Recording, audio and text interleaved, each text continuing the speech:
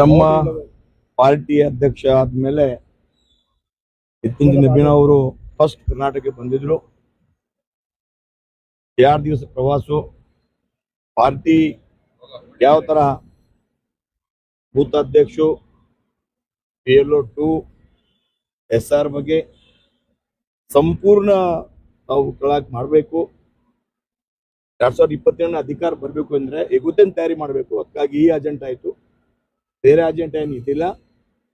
ನಮ್ಮ ರಾಷ್ಟ್ರೀಯ ಅಧ್ಯಕ್ಷರು ಬಹಳ ಸೆನ್ಸಿಯರ್ ಮುಂಚೆ ಪಾರ್ಟಿ ಕಾರ್ಯಕರ್ತ ಅವರು ಮಾತಾಡ್ತಾ ಹೇಳಿದ್ರು, ನಮ್ದು ಕನಸು ಇದ್ದಿಲ್ಲ ಅಧ್ಯಕ್ಷ ಮಾಡ್ಯಾರ ಶ್ರೇಷ್ಠ ಅವರು.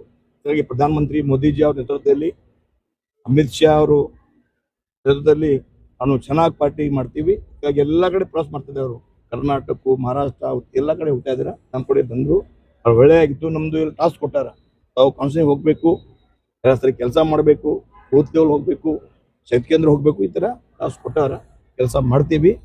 ಮುಂದಿನ ಚುನಾವಣೆಯಲ್ಲಿ 27ನಲ್ಲಿ ನಾವೇ ಅಧಿಕಾರ ಬರ್ತೀವಿ. ಬಿಜೆಪಿ ಫುಲ್ ಮೆಜಾರಿಟಿ ಬರ್ತೀವಿ.